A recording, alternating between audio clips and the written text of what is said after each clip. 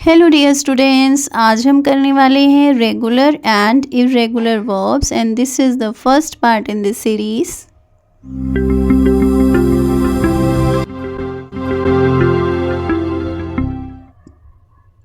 Regular verbs, सबसे पहले आपने समझनी है इसकी डेफिनेशन कि रेगुलर वर्ब्स होती क्या हैं। आपने ध्यान से देखना है क्योंकि ये बहुत ही ज़्यादा इम्पॉर्टेंट टॉपिक है। If a verb is regular, the past simple V2 and past participle that is V3 end in ED। Past simple को आप V2 भी कहते हो, second form of the verb, और पास्ट पार्टिसिपल को आप V3 भी कहते हो यानी कि third form of the verb. तो इन दोनों के एंड में आप क्या लगा देते हो, ED, या फिर कई बार D भी लग जाता है या IED भी लग जाता है। For example, clean, cleaned, cleaned, finish, finished, finished, use, used, used.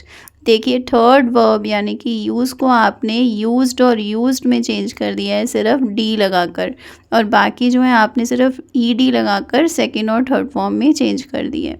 तो इर्रेगुलर वर्ब्स क्या होती हैं, अभी मैं आपको बताने वाली हूँ कि इर्रेगुलर वर्ब्स की डेफिनेशन क्या है और कुछ एग्जाम्पल्स भी दूंगी जिससे कि आपको क्लियर होगा कि ये होती क्या है।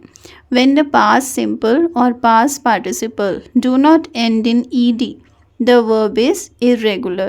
तो past simple यानी कि second form of the verb और past participle यानी कि third form of the verb ed में एंड नहीं होती तो वर्ब irregular होती है। For example, see, saw, seen, bite, bit, bitten, run, ran, run. जैसे कि आप देख ही सकते हो कि इन सभी वर्ब्स में से कहीं पर भी ईडी या डी नहीं लगा हुआ है एंड में। ये सारी की सारी इर्रेगुलर वर्ब्स हैं, यानी कि सी, बाइट और रन जो है ये इर्रेगुलर वर्ब्स हैं क्योंकि इन्हें चेंज करने के लिए आपको डी, ईडी या आईईडी नहीं लगाना पड़ा। With some irregular verbs, all three forms V1, V2 and V3 are same। और कुछ irregular verbs ऐसी भी होती हैं जिनमें कि V1, V2 और V3 सेम होती है।